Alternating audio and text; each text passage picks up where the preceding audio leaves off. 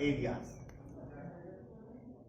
कई बार बच्चों को ये प्रश्न करते हुए देखा गया कि सर 12th के बाद हमें कौन सा सब्जेक्ट लेना चाहिए और क्या पढ़ना चाहिए। और मैं समझता हूँ this is a major problem for our students in rural area. ग्रामीण क्षेत्र में हमारे बच्चों के लिए सबसे बड़ी समस्या। तो ये जो अर्जुन जी हमारे पास में बैठे हुए हैं, उन्होंने मेरे से 2 महीने पहले बोला था कि सर एक कैरियर काउंसलिंग प्रोग्राम अपने स्कूल में आयोजित करें। मैंने ठीक है, जब आपको समय मिले तब आप बता देना, स्कूल में ये प्रोग्राम हम रख लेंगे। फिर डेट फिक्स हुई 8 तारीख, लेकिन कल मेरे बाहर जाने के कारण मैं आप लोगों को स्कूल में सूचना नहीं करता, इसके लिए मुझे खेद है। लेकिन अब आप कार्यक्रम की रूपरेखा से पूरी तरह से परिचित हो चुके हो। तो अर्जुन जी, आपके स्वागत के लिए हमारे पास शब्दों के अलावा कुछ नहीं है और हृदय से हम आपका स्वागत करते हैं। और अपेक्षा है कि आपके उद्बोधन से या आपके मार्गदर्शन से हमारे बच्चे लाभान्वित हों।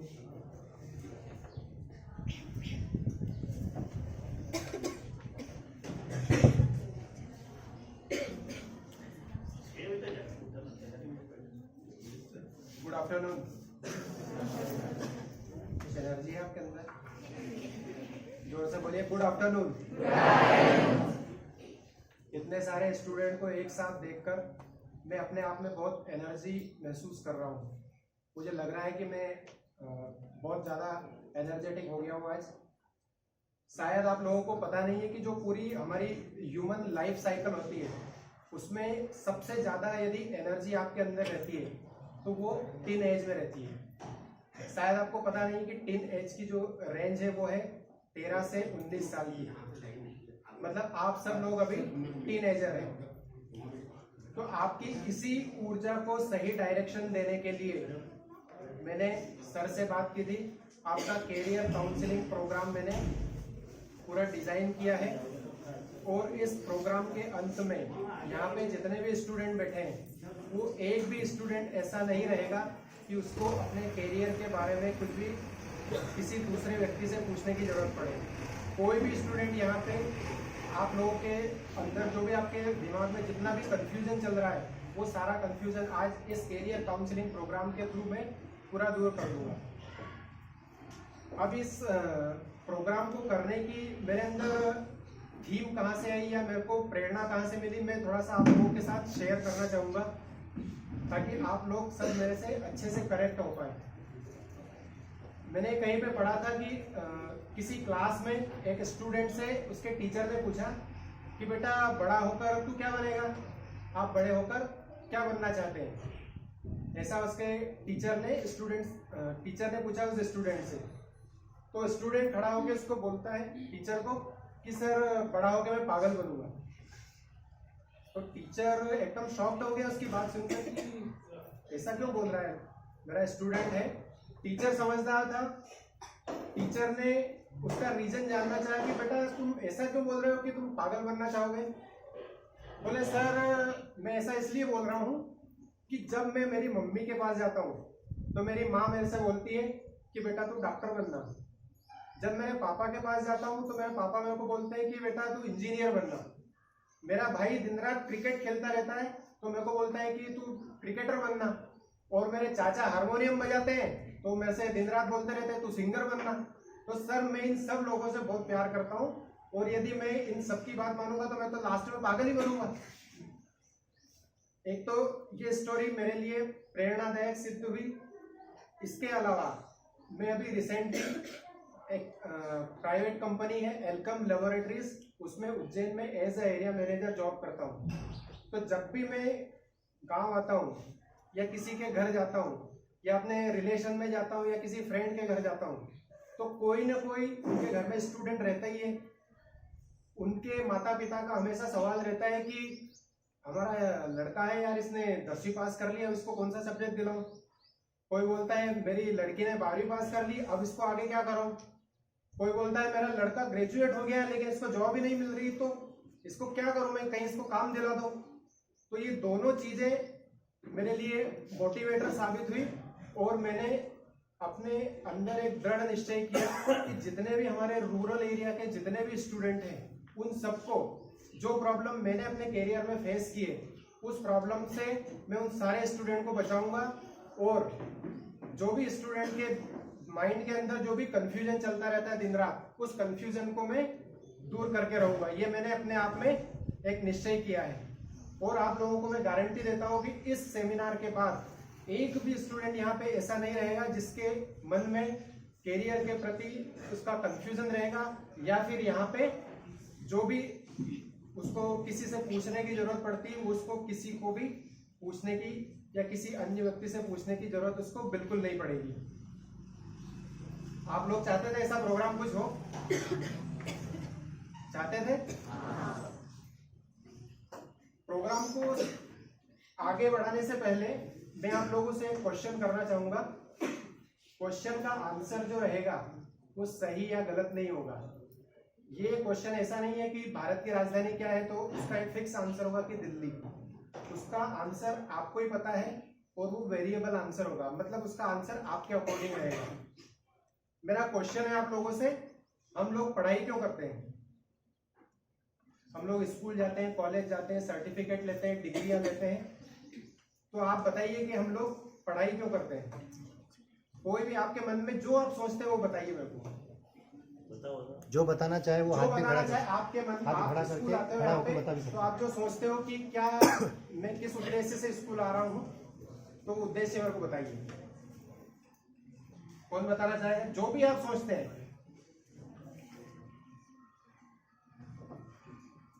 किसी को नहीं पता क्यों स्कूल आते हैं आप लोग?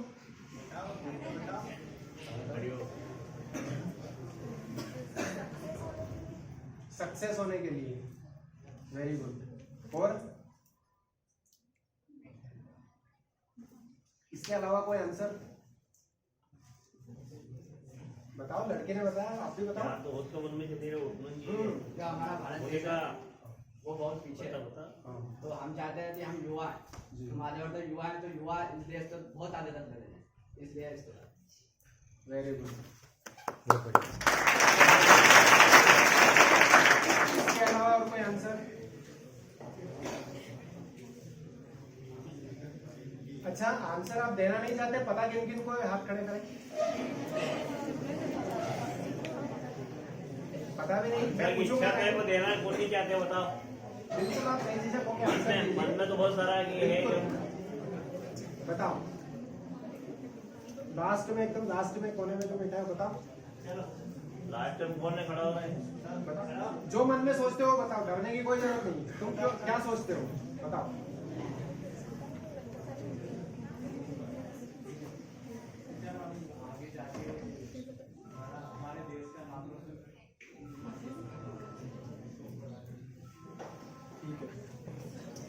अब इस क्वेश्चन का सही आंसर बैठ जाओ। इस क्वेश्चन का सही आंसर क्या होना चाहिए? इस क्वेश्चन का सही आंसर क्या होना चाहिए ये मैं आप लोगों को नहीं बताऊंगा, लेकिन इस क्वेश्चन का सही आंसर ढूंढते कैसे हैं वो प्रोसेस मैं आप लोगों को बताऊंगा। और इस चीज की फिर से मैं आप लोगों को गारंटी देता हूं कि यहाँ पे एक भी स्टूडेंट ऐसा नहीं रहेगा जिसके दिमाग में ये इस सेमिनार के बाद में क्लियर ना हो कि वो पढ़ाई करने क्यों आ रहा है। ठीक है, अब आगे बढ़ते हैं। आप लोगों से सिंपल सा क्वेश्चन।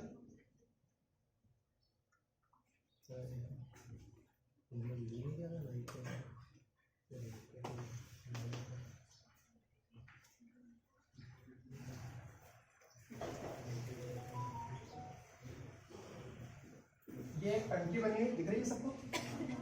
दिख रहा है? दिख रहा है?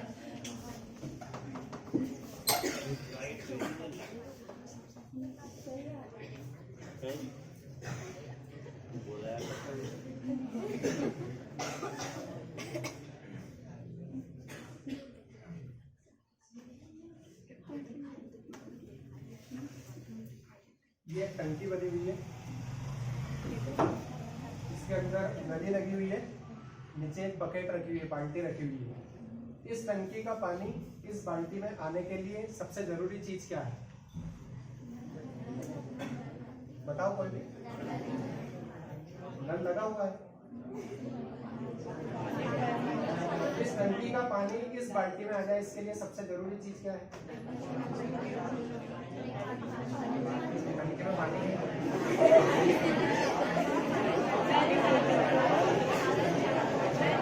अरे आवाज बंद। खड़े होकर एक एक बताओ। खड़े होकर जवाब दो। टोटी चालू कर दें।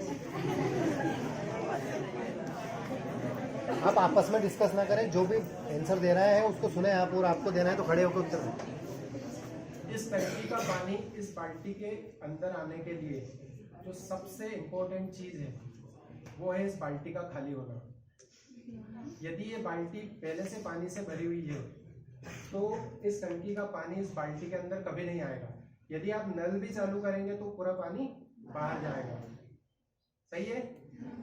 इसीलिए ये एग्जाम्पल मैंने इसलिए दिया कि आप सब लोग यहाँ पे बैठे हुए हैं, आप सब लोग अपनी अपनी भरी हुई बाल्टियां लेकर यहाँ पे बैठे हुए हैं। मतलब बाल्टी का मतलब है आपका माइंड। हर एक स्टूडेंट यहाँ पे बैठे हुए, इस कोने से लगा के लास्ट कोने तक बैठा हुआ है। हर एक स्टूडेंट, इवन आपके टीचर भी अपनी भरी हुई बाल्टियां लेकर यहाँ पे बैठे हैं। आपके दिमाग के अंदर अभी तक आपने जितने भी लाइफ अपनी जी है, उस लाइफ में आपने जो भी अपना पास्ट बिताया है उसके अकॉर्डिंग आपके दिमाग के अंदर कुछ बिलीव्स बैठे हुए हैं। यदि वो बिलीव्स नहीं हटे तो इस सेमिनार को करने का कोई फायदा नहीं होगा। तो सबसे पहले मैं आप लोगों के अंदर से, आपके दिमाग के अंदर जो बिलीव बैठे हुए हैं, 2 इंपॉर्टेंट बिलीफ स्टूडेंट के दिमाग में बैठे रहते हैं, पहले उन बिलीव्स को मैं हटाऊंगा। सबसे पहला जो बिलीफ आपके अंदर बैठा हुआ है वो है नंबर सिस्टम का। आपको लगता है कि यदि हम जिंदगी में पढ़ाई करते हैं तो हम यदि नंबर लाते हैं तो ही हम लाइफ में सक्सेसफुल हो पाएंगे। ये बिलीफ है आपके दिमाग में? यस और नो? है? आप मानते हैं कि नंबर आए तो ही सक्सेसफुल होंगे, नहीं तो नहीं होंगे?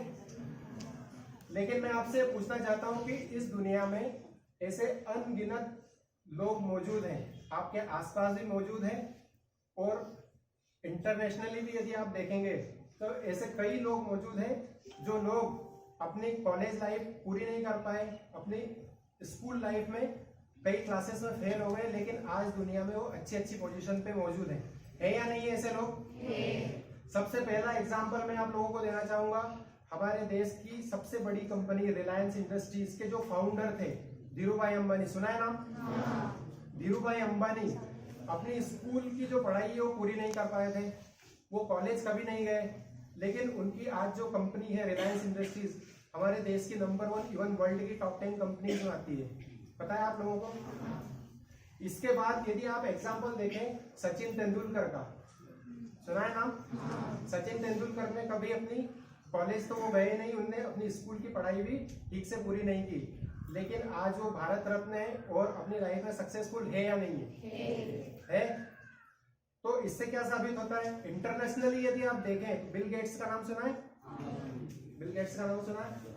जो वर्ल्ड के टॉप रिचेस्ट पर्सन है, मतलब नंबर 1 रिचेस्ट पर्सन है, वो है बिल गेट्स, जिनकी कंपनी माइक्रोसॉफ्ट। उन्होंने भी अपना कॉलेज बीच में छोड़ा था। इससे ये साबित होता है कि आप की जो सफलता है वो आपसे नंबर से कोरिलेट नहीं करती। यदि अब इसका मतलब ये नहीं है कि मैं आप लोगों को बोल रहा हूँ कि नंबर लाना गलत है। मेरा कहने का मतलब आप नंबर लाते हो तो वेल एंड गुड, लेकिन यदि नंबर आप लोगों को नहीं आते, जिन स्टूडेंट के कम नंबर हैं, वो स्टूडेंट भी ये ना समझे कि वो लाइफ में कुछ नहीं कर पाएंगे, और जिन स्टूडेंट को नंबर आते हैं वो भी ये ना समझे कि नंबर आने से उनकी सफलता की गारंटी हो गई है। ये पता है आप लोगों को? पता है? इसके बाद जो दूसरा बिलीफ हम लोग, तो अब एक बिलीफ आपको ये तोड़ना होगा कि नंबर से आपकी सफलता का कोई लेना देना नहीं। दूसरा बिलीफ हम लोगों ने बना रखा है अपने दिमाग में, हमारी सेल्फ इमेज का। जब बच्चा अपने परिवार में जाता है, छोटा रहता है, तो परिवार में जब उसकी परवरिश होती रहती है, उसकी मम्मी उसको बोलती है कि बेटा 1 गिलास पानी लेके आ, जब वो एक गिलास पानी लेके आता है और अचानक उसके हाथ से गिलास छूट जाता है तो उसकी मम्मी उसको डांटने लगती है, तू तो बेवकूफ़ है, तेरे में बिल्कुल कदर ही नहीं है किसी काम की, और ये ऐसा वैसा उसको डांटने लगती है। फिर उससे दूसरा गिलास मंगाती है या कुछ उसको और कुछ सामान मंगाती है। यदि अचानक से इत्तेफाक से वो सामान भी छूट जाता है तो फिर उसके घर वाले उसको डांटने लगते हैं। तो जो बच्चा रहता है उसके दिमाग में एकदम अपना बिलीव बना लेता है कि मैं तो वाकई में गधा हूं, मेरे से कोई काम होता नहीं है ढंग से। फिर वो बच्चा स्कूल जाता है, स्कूल में वो पढ़ाई करता है, सपोज करो उसको नंबर अच्छे नहीं आते हैं, फिर वो मार्कशीट लेके अपने घर वालों के पास जाता है तो उसके घर वाले बोलते हैं तू तो डफर है, तेरे को तो कोई आता नहीं है, तू तो ठस बेरिंग है, तेरे को कोई मतलब नहीं है पढ़ाने से। दिन रात यदि वो बच्चा इस तरह की बातें सुनता रहता है तो उसके अंदर एक अपना सेल्फ इमेज बन जाता है। वो बच्चा उस इमेज के अंदर कैद हो जाता है और उसको लगता है कि मेरे को तो नंबर नहीं आते हैं, मैं लापरवाह भी हूँ, तो मैं जिंदगी में आगे कुछ नहीं कर पाऊंगा। तो उसकी अपने आप की एक सेल्फ इमेज बन जाती है। उस सेल्फ इमेज से जब तक आप बाहर नहीं निकलोगे, आप सबने अपने अपने दिमाग में अपनी अपनी खुद की इमेज बना रखी है। किसी ने बना रखी होगी कि मैं तो बहुत शर्मीला हूँ, किसी ने बना रखी होगी कि मैं तो पढ़ने में ज्यादा अच्छा नहीं हूँ, किसी ने इमेज बना रखी होगी कि मैं तो मैथ्स में ज्यादा नहीं कर पाऊंगा कुछ, कोई सोचता है कि मैं तो फिजिक्स में मैं तो आर्ट ले लूंगा बस पास हो जाऊंगा। इस तरह की इमेज आप लोगों ने खुद की इमेज बना रखी है। तो सबसे पहले आपको क्या करना होगा, अपनी सेल्फ इमेज से बाहर निकलना होगा।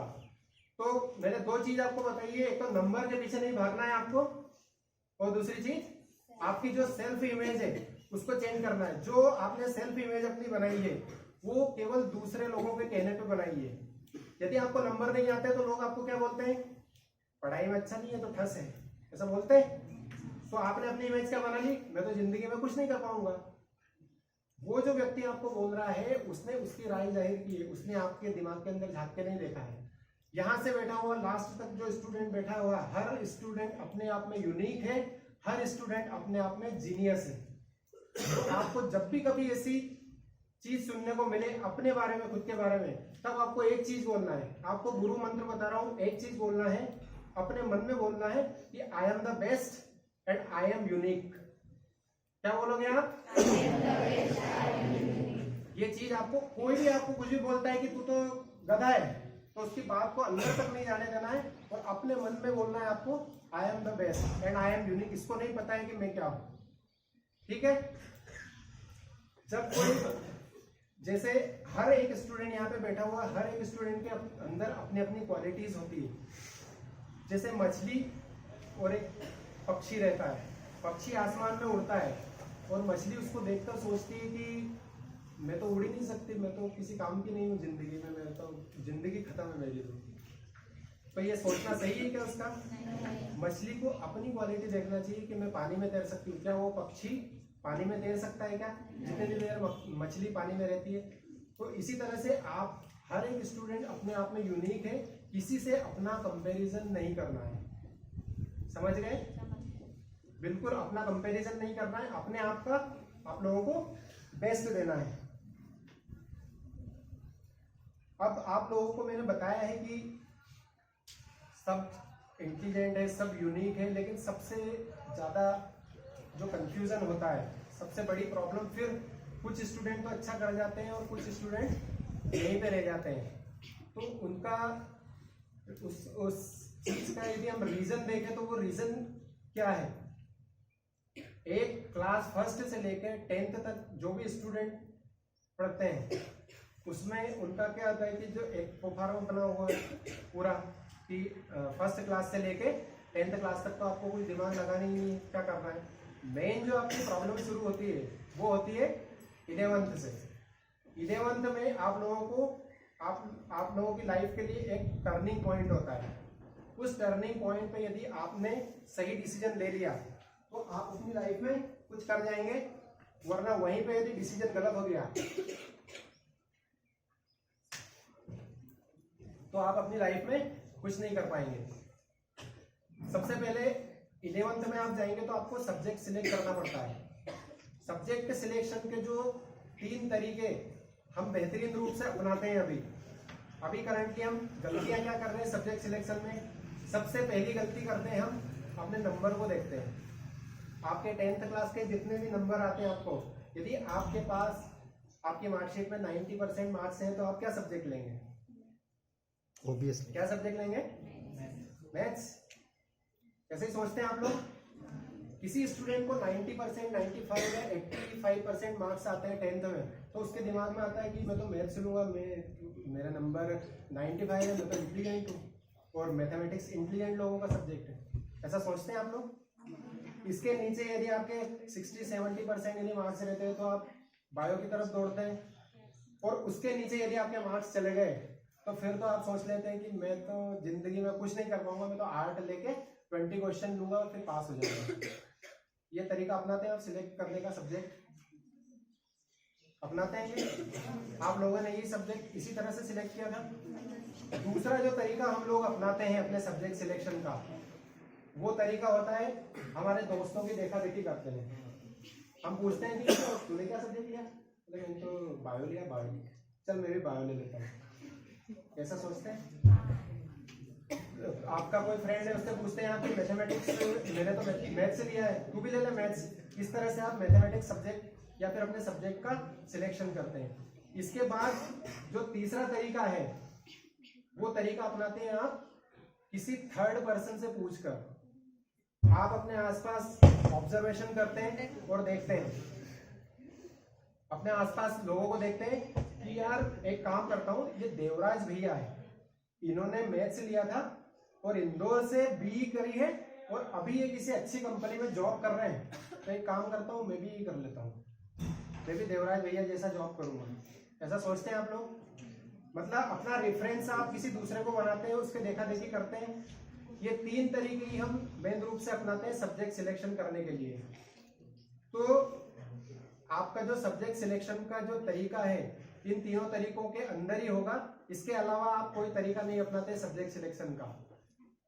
अब ये तीनों ही तरीके जो आप अपनाते हैं उन तीनों तरीकों को मैं सही नहीं मानता।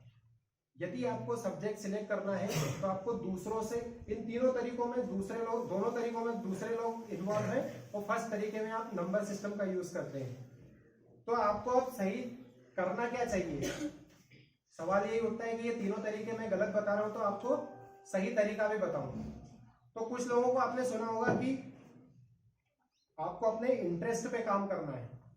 सुना है ऐसा कि आपको जो इंटरेस्ट, आपको जिस सब्जेक्ट में इंटरेस्ट है वो सब्जेक्ट ले लो आप, या फिर आपको जो आगे अपना कैरियर बनाना है, जिस कैरियर में इंटरेस्ट है उस कैरियर के हिसाब से आप अपना सब्जेक्ट ले लो। तो आपका इंटरेस्ट कब आता है? आपको जब आपको उस चीज का ज्ञान होगा। आपको मोटरसाइकिल चलाने में इंटरेस्ट कब आया था, या साइकिल चलाने में इंटरेस्ट कब आता है? जब आपको मालूम पड़ता है कि साइकिल जैसी चीज इस दुनिया में है। मतलब जिस चीज का एग्जिस्टेंस इस दुनिया में आपको पता रहेगा, उसी चीज में तो आपको इंटरेस्ट आएगा। यदि मैं आपको बोलूं कि आपको हलवा अच्छा लगता है क्या, तो आपको पता होगा कि हलवे जैसी चीज को इस दुनिया में, तभी तो आपको उसको खाने में इंटरेस्ट आएगा और आपको अच्छा लगेगा। तो इंटरेस्ट के पहले भी एक चीज आती है, वो चीज आपको अपने अंदर बढ़ानी पड़ेगी, तभी आप अपने कैरियर का सही सिलेक्शन कर पाएंगे। और उस चीज को बोलते हैं क्यूरोसिटी। आपको क्या करना है? क्यूरोसिटी समझते हैं? क्यूरोसिटी मतलब आपकी उत्सुकता, मतलब आपके आंख, नाक, कान और आपका दिमाग आपको 24 आवर खुले रखना है। आपको यदि अपने कैरियर में सही डिसीजन लेना है और आपको क्या करना है जिंदगी में, यदि ये आपको जानना है तो आपको 24 आवर आपके नाक, कान खुले और दिमाग को खुला रखना पड़ेगा। कैसे? जब आप टीवी देखते हैं, टीवी में क्या देखते हैं? सीरियल देखते हैं। सीरियल के अंदर क्या आते हैं? एडवर्टाइज आते हैं, बीच में ब्रेक आता है। सब लड़कियां देखती होगी ये रिश्ता क्या कहलाता है, उसमें ब्रेक आता है। ब्रेक आता है, ब्रेक आने के बाद आपको एडवर्टाइजिंग दिखते हैं, एड आते हैं। तो आपको उसी टाइम पे उस एड के बारे में सोचना है कि ये एड बनते कैसे हैं। कभी सोचा है आपने? सोचा है? जब आपके सामने जो भी चीज आती है उसके बारे में आपको सोचना है, आपकी क्यूरियोसिटी बढ़ा के अपने दिमाग को कि ये एड बनते कैसे। चलो एड बनते कैसे भी होंगे, लेकिन एड का बनने से लेके इस टीवी तक आने में जो प्रोसीजर है, क्या मैं उसमें अपना कैरियर बना सकता हूँ? इस तरह से आपको सोचना है, तो आपको जवाब मिलेगा हाँ बना सकते हो। मीडिया और मास कम्युनिकेशन में आप अपना अच्छा कैरियर बना सकते हो। इसके बाद आपकी मम्मी ने बोला जा कपड़े धोने की साबुन लेके आ, आप दौड़ के गए दुकान पे, व्हील साबुन लेके आए। व्हील साबुन को देखोगे आप तो देखो आपको सोचना है उस टाइम पे कि व्हील साबुन बनती कैसे है। और चलो बनती ठीक है, ये बनती मुंबई में, लेकिन ये हमारे गांव पगड़ावत में आती कैसे है? क्या इस पूरे प्रोसीजर में मैं अपना कैरियर बना सकता हूँ? क्या मैं जो हिंदुस्तान यूनिलीवर कंपनी है, क्या ऐसी कंपनी में अपने लिए खोल सकता हूँ? क्या अपने गांव में ये इतनी साबुनें बिक रही है, क्या मैं नहीं बना सकता साबुन? आप फ्रूटी का पैक पीते हैं, टेट्रा पैक जो आता है, जो पैक आता है उसका, वो कड़क कागज वाला, उसको टेट्रा पैक बोलते हैं। आप फ्रूटी पी जाते हैं, उसको फेंक देते हैं, लेकिन क्या कभी आपने सोचा है कि फ्रूटी बनती कैसे है? वो कंपनी वहां बना रही है मुंबई में और हमारे तक आती कैसे है? आपको हर चीज में, मैंने इसलिए बोला 24/7 आपको सोचना पड़ेगा कि हर चीज इस दुनिया में हो रही है, ये कैसे हो रही है। चाइना हमारे यहाँ मोबाइल बेचता है, इतने सारे चाइना के मोबाइल कौन कौन से, ओप्पो, वीवो, सारे जितने भी मोबाइल, सारी नंबर 1 कंपनियां चाइना की है। लेकिन चाइना वहां बैठ के हमारे देश में मोबाइल हमको बेच के चला जाता है। तो क्या हम इस हमारे देश में अपने लिए ये काम नहीं कर सकते? या फिर इस जो प्रोसीजर चाइना से लेके यहाँ तक जो वो सेल कर रहा है, तो क्या हम इसमें अपना कैरियर नहीं बना सकते? क्या हम इन सारी चीजों का जो प्रोसीजर होता है उसके अंदर इन्वॉल्व हो सकते हैं? यदि आप थोड़ा सा सर्च करेंगे तो आप सब लोगों को मिलेगा कि हाँ चाइना वहां से मोबाइल बेच सकता है, तो मैं भी इसमें एक्सपोर्ट इंपोर्ट में अपना कैरियर बना सकता हूँ। बैचलर ऑफ फॉरेन ट्रेड एक कोर्स होता है, वो करके मैं इसमें अपना कैरियर बना सकता हूँ। हर एक चीज, आपने सेंसेक्स सुना है, शेयर मार्केट का नाम सुना है? सुना है? शेयर मार्केट आप दिन रात सुनते होंगे कि ये सेंसेक्स इतना गिर गया, इतने शेयर उछल गए, लोगों ने इतने करोड़ रुपए कमा लिए, किसी ने इतने करोड़ रुपए डुबो दिए। तो क्या इस शेयर मार्केट में मैं अपना कैरियर बना सकता हूँ? आपके घर में दिन रात लोग मोबाइल चलाते हैं और इस तरह से गर्दन रखते हैं दिन रात। आगे आने वाले 2 से 5 सालों के अंदर हर घर में 10 से 12 पैसे पेन वाले रहेंगे। मतलब हर व्यक्ति को अपने गर्दन में दर्द होगा, हर व्यक्ति को अपनी कमर में दर्द, कोई भी ऐसा घर नहीं होगा जिसमें किसी को पेन नहीं होता होगा। आपकी मम्मी जरूर बोलती होगी कि मेरी तो कमर दर्द हो रही है, मेरे पाँव दर्द हो रहे हैं, इस तरह की चीजें आपको सुनने में मिलती है। तो आपको उसमें भी अपनी कैरियर अपॉर्चुनिटी देखना होगी कि क्या मैं, इतने सारे लोग हैं, क्या मैं इन लोगों के लिए कुछ कर सकता हूँ, या फिर मैं इस प्रॉब्लम को सॉल्व करके अपना कैरियर बना सकता हूँ? हाँ बना सकते हो। आप बैचलर ऑफ फिजियोथेरेपी का कोर्स कीजिए और सबका दर्द दूर कीजिए। इस तरह से आप यदि सोचेंगे तो आपको अपने कैरियर में किसी से पूछने की जरूरत नहीं पड़ेगी। इसके बाद आता है आपका इंटरेस्ट, कि आप ये सारी चीजें सिलेक्ट देखेंगे, अपने आसपास ऑब्जर्व करेंगे, ये कैसे हो रहा है, ये कैसे हो रहा है, ये कुर्सी कैसे बनती है, क्या मैं इसमें अपना कैरियर बना सकता हूँ?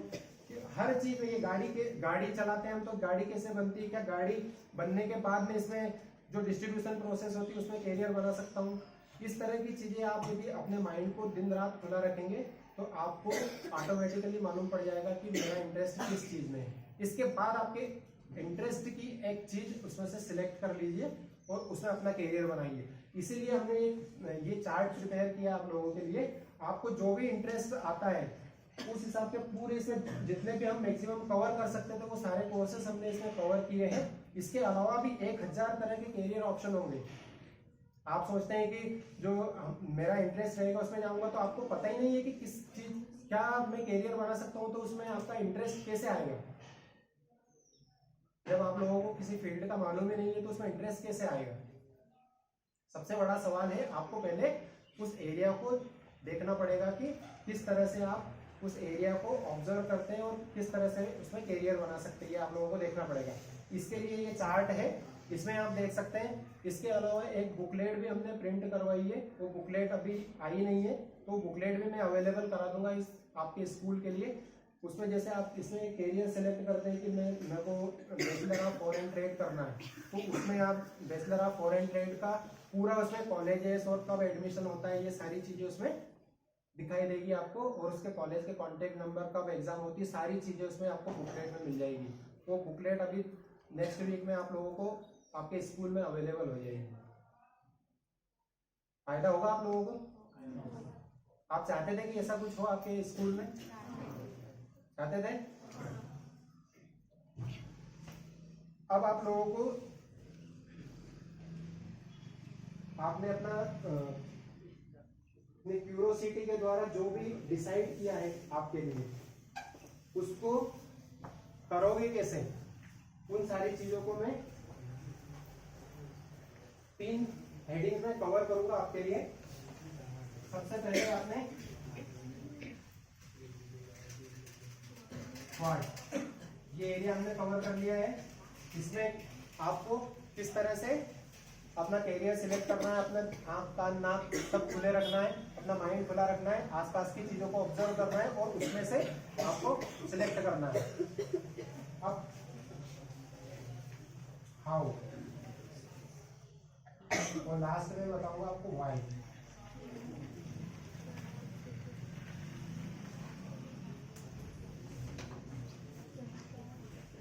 यहां तक कुछ क्लियर हुआ आप लोगों को? आपको जरूरत थी इस टाइप की चीजों की? आप मानते हैं कि ये आपके लिए बेनिफिशियल है?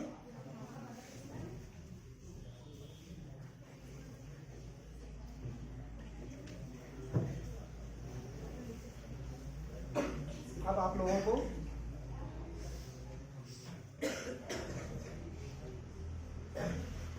करना कैसे? सपोज कीजिए आपने अपने लिए सिलेक्ट किया कि मेरे को तो जो केमिकल प्रोसेस होती है या कुछ भी प्रोसेस होती है उसमें इंटरेस्ट है, तो मैं केमिकल इंजीनियर बनना चाहता हूँ। या फिर आपने सिलेक्ट किया कि मैं तो कलेक्टर बनना चाहता हूँ, ठीक है? कोई सिलेक्ट करेगा कि मैं तो डॉक्टर बनना चाहता हूँ। ये सब आप सिलेक्शन कर लेंगे अपने वाट में देखकर कि आपने जो भी ऑब्जर्व किया और अपने लिए एक चीज सिलेक्ट कर ली, ठीक है? उस सिलेक्शन के बाद आपको क्या करना है? आपको सबसे पहले करना है अपनी गोल सेटिंग करना है। आपको अपना एक क्लियर कट गोल बनाना है। 2 लोगों का मैं 2 टीमों का फुटबॉल मैच कराता हूं, मैदान में उनको उतार देता हूं, वो लोग फुटबॉल खेलते हैं, लेकिन यदि उनका जो गोल पोस्ट है वो गोल पोस्ट में लगाता नहीं है, उसको हटा देता हूं, तो दोनों टीमों में आप डिसाइड कर पाएंगे कि कौन सी टीम बेस्ट है या कौन सी टीम हारी या जीती है? नहीं डिसाइड कर पाएंगे। इसी तरह से यदि आप अपनी लाइफ में गोल नहीं बनाएंगे तो आप कहीं भी नहीं पहुंचेंगे। आप जैसे स्टेशन पे गए, रेलवे स्टेशन पे गए और टिकट मास्टर को बोला कि भैया मेरे को टिकट दे दो, तो आपसे क्या पूछता है वो? कहाँ की? सबसे पहले पूछेगा मतलब आपका गोल क्या है, जाना कहाँ है आपको?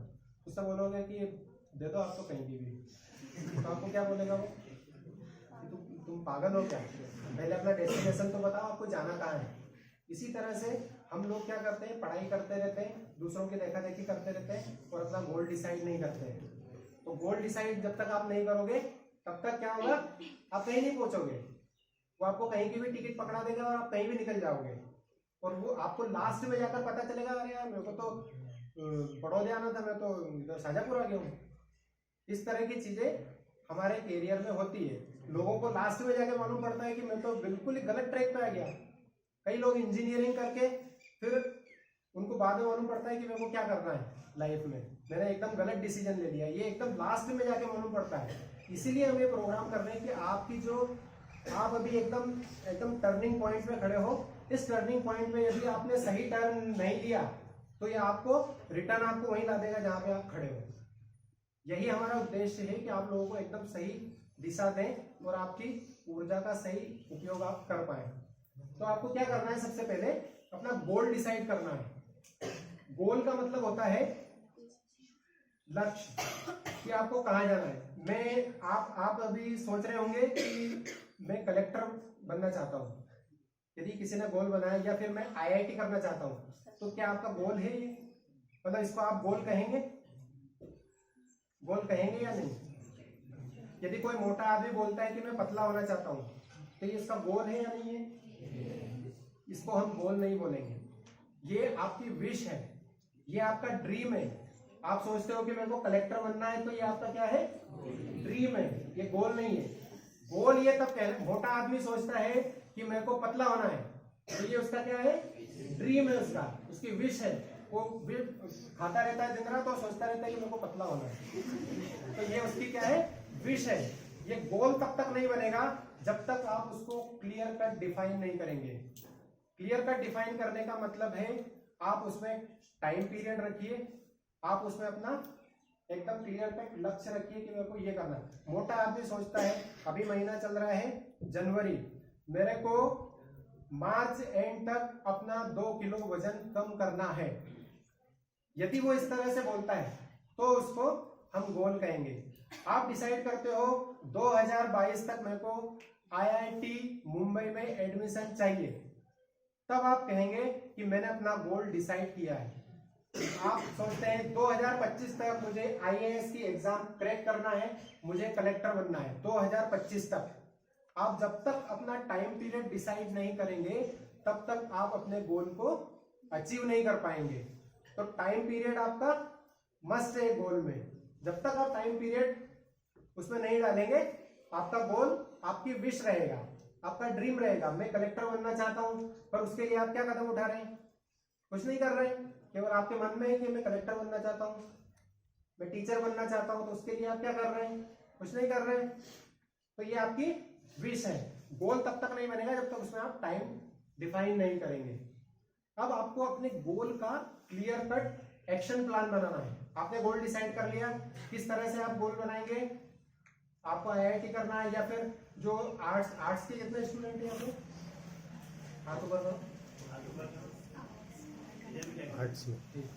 आर्ट्स के जो भी स्टूडेंट हैं यहाँ पे, वो स्टूडेंट अपना गोल डिसाइड कर सकते हैं कि मेरे को तो BA करने के बाद मैं LLB करना चाहता हूँ और मैं इस देश में अच्छा वकील बनना चाहता हूँ।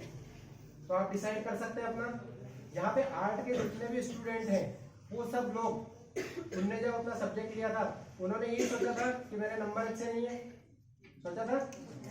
ये सोचा था? जिन स्टूडेंट ने ऐसा सोचा था वो नहीं सोचा है वो अच्छी बात है, लेकिन जिन लोगों ने ये सोचा है वो अपने दिमाग से एकदम निकाल दें। या किसी भी सब्जेक्ट, कोई भी सब्जेक्ट बुरा नहीं होता है, कोई भी सब्जेक्ट अच्छा नहीं होता है। आप उसको किस तरह से स्टडी करते हो और कैसा करियर बनाते हैं ये आपके ऊपर डिपेंड करता है। ठीक है, तो आपको सबसे पहले अपना क्लियर कट गोल डिसाइड करना है। गोल डिसाइड करने के बाद आपको उसका क्लियर कट एक्शन प्लान बनाना है। एक्शन प्लान कैसे बनाएंगे आप लोग? आपने डिसाइड कर लिया कि मुझे IIT करना है या कलेक्टर बनना है, तो उसका एकदम डीप एक्शन प्लान बनाना है। मुझे कलेक्टर बनना है तो मैं किस कोचिंग क्लास में जाऊंगा, कोचिंग क्लास में जाने के बाद मैं वहां पे कौन कौन सी बुक पढ़ूंगा, बुक पढ़ने के बाद में किस तरह से जो मेरे डाउट्स है वो क्लियर करूंगा, अपने जो आसपास के लोग हैं उनसे किस तरह से मैं बिहेवियर करूंगा। A to Z चीज आपको लिखना है। आपको ऐसे मन में नहीं सोचना है। अपने लिए कैरियर प्लानिंग करने से पहले एक एक चीज को आपको डिफाइन करना है, छोटी छोटी स्टेप को। आप अभी गांव में रहते हैं, गांव में रहने के बाद आप ग्रेजुएशन हो सकता है आप ग्रेजुएशन यहीं से कर लें। इसके बाद आप कॉम्पिटिटिव एग्जाम की तैयारी करने यदि जाएं तो आपको वहां पे अनगिनत प्रॉब्लम्स को फेस करना पड़ेगा। तो जो भी प्रॉब्लम्स है उनसे कैसे आप डील करेंगे, ये सारी चीजें आपको उसमें क्लियर कट डिफाइन करना है, एक एक चीज। अब लोग क्या करते हैं कि गोल बना लेते हैं अपना, लेकिन गोल बनाने के बाद वो फेल हो जाते हैं। उसमें फेल होने का उनका जो मेन रीजन है वो ये है कि बाद में उनको फ्रस्ट्रेशन आ जाता है। उनकी जर्नी में जो भी वो गोल बनाते हैं उसको करने में उनको फ्रस्ट्रेशन आने लगता है, तो वो उससे अपने गोल से हट जाते हैं। तो आप लोगों को ये सोचना है, जैसे एक कहावत है कि यदि आपको हाथी को खाना है तो आप कैसे खाएंगे? हाथी को खाना है तो आप उसको टुकड़े कर करके खाएंगे या फिर एक साथ पूरा हाथी खा लेंगे? नहीं खा पाएंगे। इसी तरह से आपको कुछ बड़ी चीज करना है तो आपको क्या करना पड़ेगा? उसको अपने छोटे छोटे टास्क में डिवाइड करना पड़ेगा। आप लोगों ने देखा होगा, आपको क्लियर कट अपना डिसाइड करके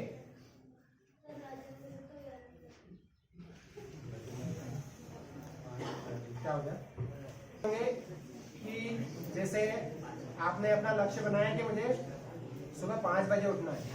आप क्या करते हैं?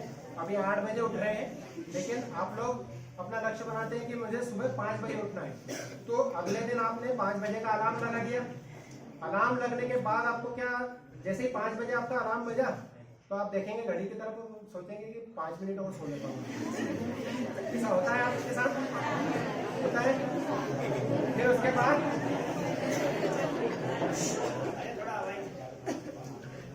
5 मिनट और सो लेता हूँ। 5 मिनट के बाद आपकी फिर नींद खुलती है, तो फिर सोचते हैं कि 5 मिनट और सो लेता हूँ। फिर 5 मिनट सोने के चक्कर में आपकी नींद खुलती है फिर 7:30 बजे।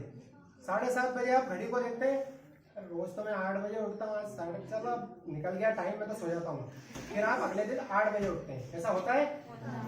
ऐसा इसलिए होता है कि आपने क्या किया है, जो बड़ा हाथी है उसको एक साथ खाने की कोशिश की है। आप रोज 8 बजे उठते हैं, लेकिन आपने अपना गोल क्या बनाया है, 5 बजे। तो 8 बजे से 5 बजे का जो डिफरेंस होता है वो 3 घंटे का होता है, और आपकी आदत पड़ी हुई है 8 बजे उठने की। तो आपको इसकी बजाय क्या करना होगा कि आप अपना लक्ष्य जो है इसको छोटे छोटे पीसेस में डिवाइड कर दो। आपको अगले दिन का अपना लक्ष्य क्या बनाना पड़ेगा, मुझे कल 7:45 बजे उठना है। क्या करेंगे आप लोग? ये मैं एग्जांपल दे रहा हूं आपको, मुझे कल 7:45 बजे उठना है। तो आप जैसे ही कल आप अपना अलार्म लगाइए 7:45 बजे, जैसे अलार्म बजा आप उठ जाएंगे। 15 मिनट पहले उठने में कोई प्रॉब्लम नहीं होगी। तो आपके अंदर क्या होगा कि हाँ मैंने अपना गोल अचीव किया। आपको अपने अंदर से एक फीलिंग आएगी कि हाँ मैं अचीवर हूँ, ठीक है, मैं 15 मिनट मैंने अचीव किया, अपना गोल क्या बनाया था 15 मिनट का बनाया था वो मैंने अचीव किया। तो आपको अंदर से मोटिवेशन मिलेगा। इसके बाद अगले दिन आप अलार्म लगाएंगे 7:30 बजे का। इस तरह से 15-15 मिनट यदि आप कवर करते जाएंगे तो 8 से 10 दिन के अंदर आपकी ऑटोमेटिक हैबिट बन जाएगी कि आप 5 बजे उठने लगेंगे। मानते हैं ये बात आप? ये आप करके देखना, और ऐसा हर चीज में अप्लाई करके देखना। आपको आपके किसी सब्जेक्ट की आपको 10 यूनिट पढ़ना है, आपको दिखता है कि अरे अभी तो एग्जाम तो मार्च में 1 महीना बचा है, मेरे को 10-15 यूनिट एक सब्जेक्ट की पूरी करना है, ऐसा 30 यूनिट हो गई। आप उसको देखते रहेंगे, कुछ नहीं कर पाएंगे। आप अपने टास्क को स्मॉल पीसेस में, स्मॉल चैप्टर्स में डिवाइड कीजिए, और पर डे का एक लक्ष्य बनाइए, उसको वीकली डिवाइड कीजिए। आपकी 10 यूनिट है, 10 यूनिट में आपको जो आप डिवाइड करेंगे कि मेरे पास 2 वीक है, तो आपको 5-5 यूनिट एक वीक में करना है।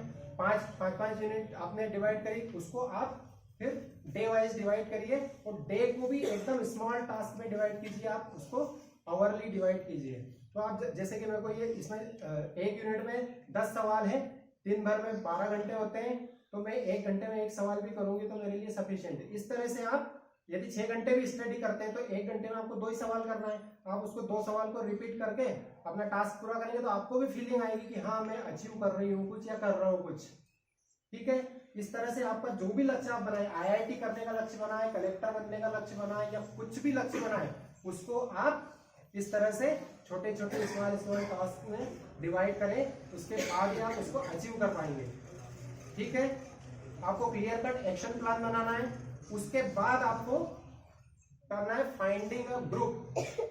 मतलब यदि आप कॉम्पिटिटिव एग्जाम में जाना चाहते हैं या IIT या कुछ भी करना चाहते हैं, तो आपको अपना ग्रुप भी वैसा ही सिलेक्ट करना पड़ेगा। मोटा आदमी पतला होना चाहता है, लेकिन वो रहता है ऐसे लोगों के साथ है जो रोज पार्टी करते हैं, तो क्या पतला हो पाएगा? वो नहीं हो पाएगा। वो खाएगा नहीं तो थोड़ा चख तो लेगा ही सही कि चलो चख लेता हूँ मैं तो, और जहाँ पे आपने चखा पे आपका काम तमाम हो जाता है। सही बात है ये। तो आपको अपनी संगत ऐसे लोगों की चुनना है जो लोग वही काम कर रहे हैं। मतलब आपको कलेक्टर बनना है तो कलेक्टर वाली तैयारी करने वाले लोगों के साथ ही रहना है। आप IIT करना चाहते हैं, आप वकील बनना चाहते हैं, आप डॉक्टर बनना चाहते हैं, तो आपका ग्रुप भी वैसा ही होना चाहिए। ग्रुप का रोल बहुत इंपॉर्टेंट है, आपके साथियों का रोल इंपॉर्टेंट है। इसके बाद आता है सेटबैक मैकेनिज्म।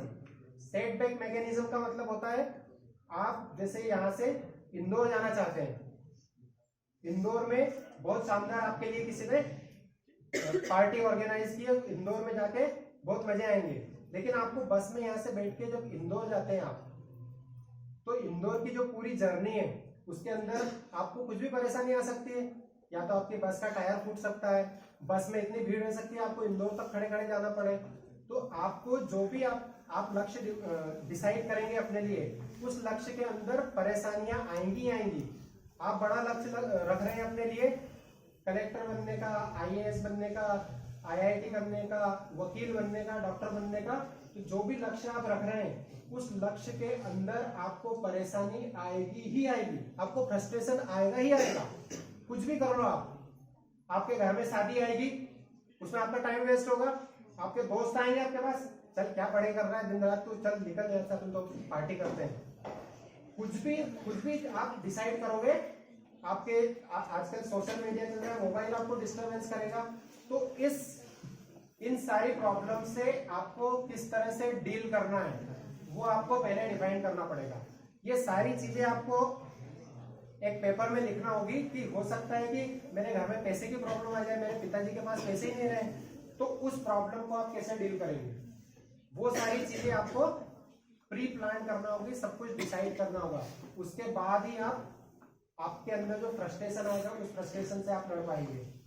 यदि आपके अंदर एक बार, जैसे आप सपोज करो आप किसी कोचिंग क्लास में गए, आपने कोचिंग ज्वाइन की, वहां पे आप जैसे ही जाओगे, रूरल एरिया के जो स्टूडेंट होते हैं उनके साथ हमेशा ये प्रॉब्लम होती है कि वहां पे आप जैसे ही कदम रखोगे अंदर, जैसे ही हॉल में बैठोगे, आपका फ्रस्ट्रेशन वहीं से शुरू हो जाएगा। आप लोग उन जो दूसरे स्टूडेंट हैं उन सब स्टूडेंट को देखकर एकदम फ्रस्ट्रेट हो जाओगे, क्योंकि वहां से जैसे टीचर पढ़ाता है और एक क्वेश्चन पूछेगा, उसके पूछने के पहले वो लोग आप उसका जवाब दे देंगे, तो आपको एकदम महसूस होगा कि यार मैं तो एकदम पीछे हूँ, मतलब रूरल एरिया से आया, मेरे को तो कुछ समझ में ही नहीं आ रहा है। ऐसे कई स्टूडेंट मैंने देखे हैं जो यहाँ से बड़े सपने लेके जाते हैं, 95% उनके मार्क्स रहते हैं मैथमेटिक्स में, लेकिन वहाँ जाके वो क्या करते हैं, जब उन लोगों को देखते हैं तो फ्रस्ट्रेट हो जाते हैं और एकदम अपने अंदर घुटते रहते हैं और उनके ऊपर इतना प्रेशर आ जाता है। एक प्रेशर ये रहता है कि मेरे घर वालों ने कोचिंग की फीस तो पूरी भर दी है,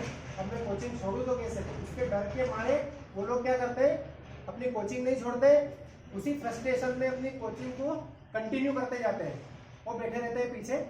फिर उनको क्या होता है, उनको आईआईटी की एग्जाम में जाते हैं या एग्जाम देते हैं, उनको नंबर नहीं आते, थोड़े बहुत ऐसे नंबर आ जाते हैं, वो कोई ऐसे लो ग्रेड कॉलेज, बी या सी ग्रेड कॉलेज में एडमिशन ले लेते हैं। एडमिशन लेने के बाद वो जैसे तैसे अपनी बीई कंप्लीट करते हैं या फिर उनकी जो भी एग्जाम है वो कंप्लीट करते हैं, और उसके बाद फिर वो लोग आकर बैठ जाते हैं और वो सोचते हैं कि अब मैं क्या करूं, मैं अपनी डिग्री का क्या करूं इसमें। वो 3 या 4 साल की डिग्री करने के बाद भी इतने कैपेबल नहीं होते कि अपने लिए 5-10 हजार रुपये कमा पाए। तो आप लोग इस चीज से बचना चाहते हैं।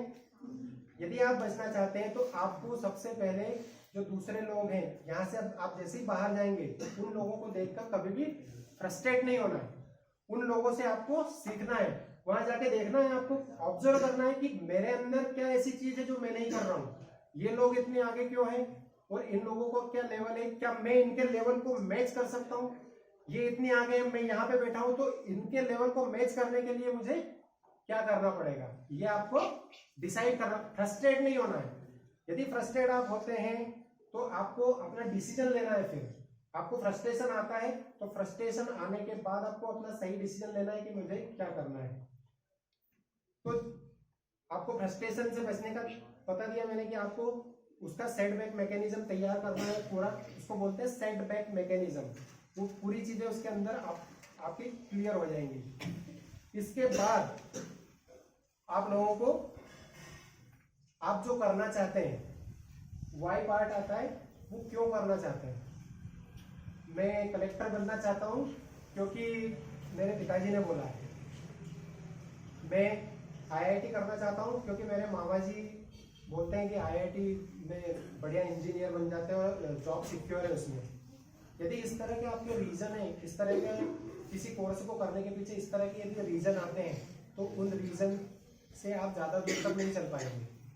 यदि आप किसी दूसरे के कहने पे या अपने फैमिली के कहने पे या किसी के भी कहने पे यदि आप अपना कैरियर उस दिशा में बनाते हैं तो आप उस कैरियर, आपके अंदर फ्रस्ट्रेशन आएगा ही आएगा। तो आपको सबसे पहले डिसाइड ये करना है कि हाँ, मैं आईआईटी करना चाहता हूँ और ये मेरी इच्छा है, मैं अपनी जिंदगी में कुछ करना चाहता हूँ, इसलिए मैं आईएएस की एग्जाम की तैयारी कर रहा हूँ। मैं किसी दूसरे के कहने पे उसकी तैयारी नहीं कर रहा हूँ। ठीक है, सबसे पहले आपको अपना वाई क्लियर करना पड़ेगा।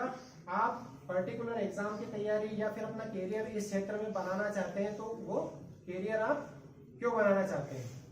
इस तरह से आप अपनी गोल सेटिंग कर सकते हैं। यदि इस पूरे प्रोग्राम को मैं समाप्त करूं तो आपको सबसे पहले क्या करना है, सबसे पहले नंबर के पीछे नहीं भागना है। क्या करना है, नंबर के पीछे नहीं भागना है। इसके बाद क्या करना है, आपको अपनी सेल्फ इमेज को बदलना है, या दूसरों के कहने पे अपनी सेल्फ इमेज नहीं बनानी है, मतलब अपनी इमेज को अपने अंदर ही बिगाड़ना नहीं है। उसके बाद आपको क्या करना है, उसके बाद आपको अपना क्लियर कट गोल डिसाइड करना है कि आपको वाकई में जिंदगी में क्या करना है। अपनी क्यूरियोसिटी बढ़ा के आपको अपना डिसाइड करना है कि आपको क्या गोल अचीव करना है जिंदगी में। जो गोल आप सिलेक्ट करते हैं अपने लिए, उस गोल को एक ब्लैंक पेपर में आपको लिखना है, ठीक है।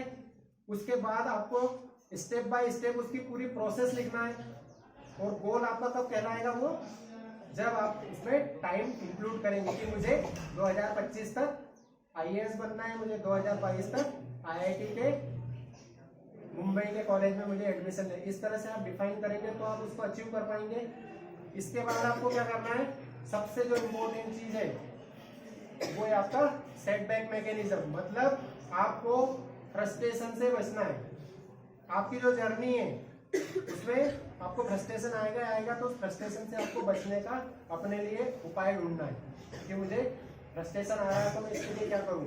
आप कोचिंग में जाएंगे तो वहाँ पे टेस्ट होंगे, आपके मॉक टेस्ट होंगे। मॉक टेस्ट में यदि आपको नंबर कम आए तो आपको लगेगा कि अरे मैंने तो इतना दिन दिया, 6 महीने हो गए, इसके बाद मुझे ये नंबर आ रहे हैं, 100 में से मेरे को 30 नंबर आ रहे हैं। तो आपको फ्रस्ट्रेट नहीं होना है, आपको देखना है कि मेरे को ये नंबर आ क्यों रहे हैं इतने कम। आपको उसका रीजन फाइंड आउट करना है, ठीक है। इस तरह से आप अपना पूरा कैरियर प्लान कर सकते हैं और अपने गोल सेटिंग कर सकते हैं। आप लोगों को कुछ फायदाकारी चीज मिली आज? आप लोग सोचते थे कि इस तरह से हमारे कैरियर के बारे में कोई बताए तो, क्योंकि यहाँ पे कई स्टूडेंट बैठे हुए, वो कई बार मेरे से मिले हैं तो वो पूछते हैं मेरे से कि क्या क्या हमको करना चाहिए। तो इसी कारण से, इसी उद्देश्य के साथ में हमने ये प्रोग्राम को डिसाइड किया था। अब आप लोगों के लिए एक एक्सरसाइज मैं दे रहा हूँ, उस एक्सरसाइज को आपको करना है।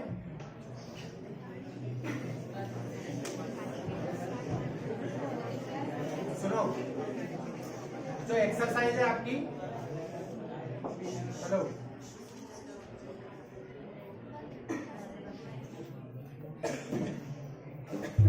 आप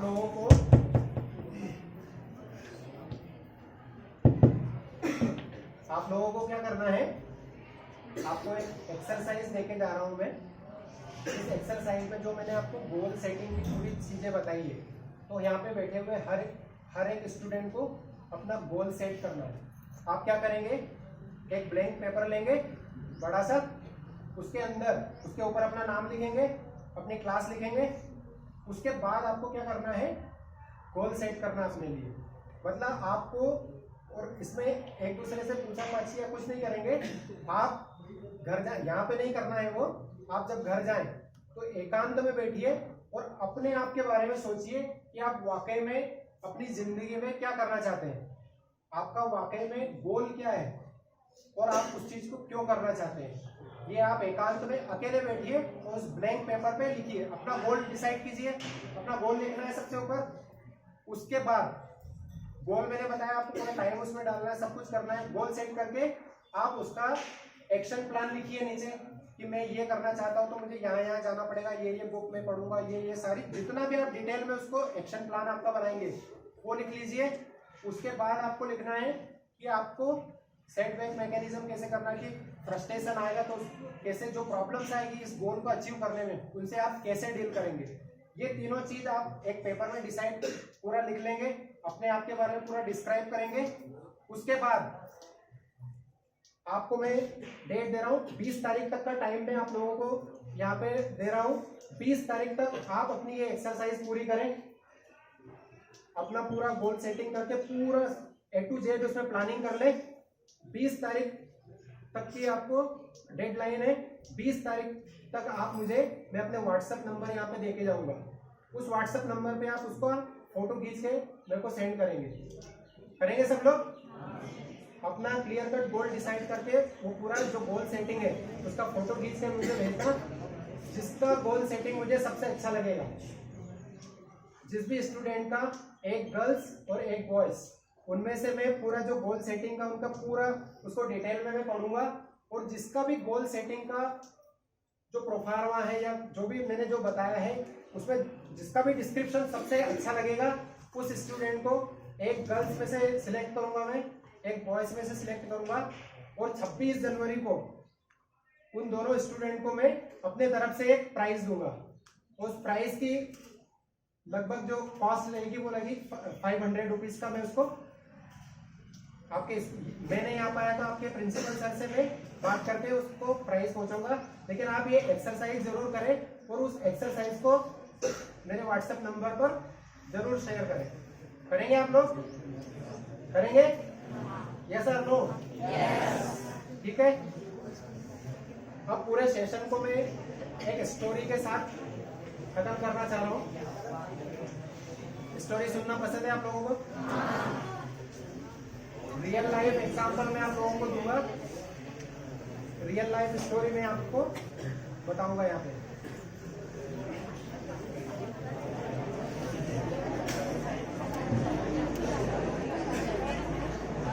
सचिन तेंदुलकर का नाम सुना है आपने? सचिन तेंदुलकर की स्टोरी है। सचिन तेंदुलकर की रियल लाइफ से स्टोरी है ये, आप लोगों को जरूर सुननी चाहिए कि सचिन तेंदुलकर भारत रत्न है और इतने फेमस अपनी लाइफ में क्यों हुए और इतनी बड़ी सफलता उन्होंने अपनी लाइफ में कैसे अचीव की और क्यों, उसका रीजन क्या है। उसका रीजन है उनका क्रिकेट के प्रति डेडिकेशन और कमिटमेंट। जो वो बोल देते थे वो कमिटमेंट वो फुलफिल करते हैं। स्टोरी ऐसी है, रियल लाइफ स्टोरी और रियल एग्जांपल दे रहा हूं मैं आप लोगों को। सन 2007 का इंडिया और ऑस्ट्रेलिया का मैच था हैदराबाद में। हैदराबाद के स्टेडियम में सन 2007 का मैच था ऑस्ट्रेलिया और इंडिया। तो उसमें जो सचिन के सामने जो बॉलर था उसका नाम था ब्रेड हॉग। 3 विकेट हो चुके थे इंडिया की टीम, और ऑस्ट्रेलिया की टीम सोच रही थी कि यदि सचिन को हमने आउट नहीं किया तो ये कभी भी मैच की बाजी पलट सकते हैं। हमेशा हर टीम को डर रहता था कि इतना अच्छा प्लेयर ही है, कभी भी जिता सकता है। तो 2007 के उस मैच में सचिन खेलने आते हैं और उनके सामने बॉलिंग करने आता है ब्रेड हॉग। ऑस्ट्रेलिया का एक स्पिनर है, basically he is A China man. China man मतलब वो अपनी कलाई को विशेष रूप से घुमा के बॉल को फेंकते हैं उल्टे हाथ की, लेफ्ट। तो उसमें वो जब खेलने आते हैं सचिन के सामने वो बॉलिंग करता है, 2 बॉल फेंक देता है वो, और तीसरी बॉल पे सचिन को आउट कर देता है वो। सचिन को जब आउट करता है वो, तो पूरी ऑस्ट्रेलियाई टीम में एकदम से खुशी की लहर जाग जाती है कि बस मैच तो अपने हाथ में आ गया, सचिन आउट हो गया, सारे खिलाड़ी भी जा चुके हैं, तो अब मैच तो अपना जीतना ही है। वो मैच इंडिया हार जाती है।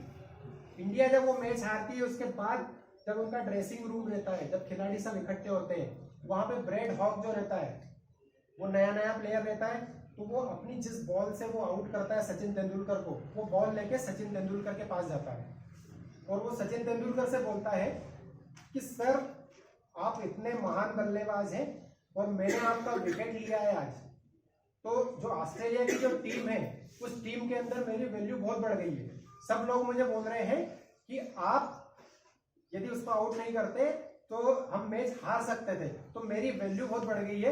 तो सर मैं केवल इतना सा चाहता हूं कि ये बॉल है मैंने जिससे आपको आउट किया, इस बॉल पे मैं आपका ऑटोग्राफ देना, आपका ऑटोग्राफ चाहता हूं मैं, आप इस पे ऑटोग्राफ दे दीजिए। तो सचिन तेंदुलकर पेन उठाते हैं, अपना ऑटोग्राफ देते हैं, और ऑटोग्राफ जब कोई भी देता है तो ऑटोग्राफ में क्या रहता है कि कुछ ना कुछ लिखना रहता है, लिख देते हैं कि विथ लव या कुछ भी इस तरह से कमेंट करना रहता है।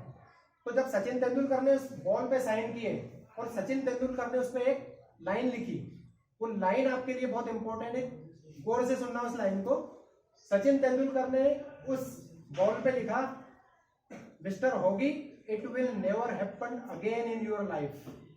मतलब कि ब्रेड हॉग ये तेरी जिंदगी में अब कभी नहीं होगा, मतलब तूने आज मेरा विकेट लिया है तो अब तू कभी जिंदगी में मेरा विकेट नहीं ले पाएगा। इस घटना के बाद सचिन तेंदुलकर और ब्रेड हॉक का आमना सामना 35 मैचेस में हुआ। आईपीएल, इंटरनेशनल सारे मैचेस मिला के 35 मैच में आमना सामना उनका इनकाउंटर हुआ, लेकिन एक भी बार ब्रेड हॉक सचिन तेंदुलकर का विकेट नहीं ले पाया। तो सचिन तेंदुलकर ने जब वो कमिटमेंट किया तो क्या वो केवल अपने कमिटमेंट करके ही छूट गए थे या फिर उन्होंने केवल लाइन लिख दी थी? उनने जब कमिटमेंट किया तो जब जो वो चाइना मैन स्टाइल जो उसकी थी, उसकी इतने घंटों प्रैक्टिस की सचिन तेंदुलकर ने कि उसकी जो कमिटमेंट है उस कमिटमेंट पे वो खरा उतरने के लिए उन्होंने खूब प्रैक्टिस करी, उसकी खूब प्रैक्टिस करी और उनने जो कमिटमेंट किया उस कमिटमेंट पे हमेशा वो खरा उतरे और ब्रेड हॉक उनका विकेट नहीं ले पाया। तो इसी तरह से आप अपनी लाइफ में भी यदि कुछ पाना चाहते हैं तो आपको सबसे पहले अपने माता पिता के प्रति, अपने गांव के प्रति, अपने देश के प्रति, अपने समाज के प्रति आपको कमिटेड रहना पड़ेगा और अपने आप की वैल्यू अपने अंदर बढ़ानी पड़ेगी और एक गोल बना के आप लोगों को आगे बढ़ना पड़ेगा। इसी स्टोरी के साथ में मैं आशा करता हूं कि आपके लिए ये जो मेरा पूरा सेशन था ये यूजफुल रहा होगा और यदि अच्छा लगा तो आगे भी ऐसे सेशन हम करते रहेंगे। धन्यवाद।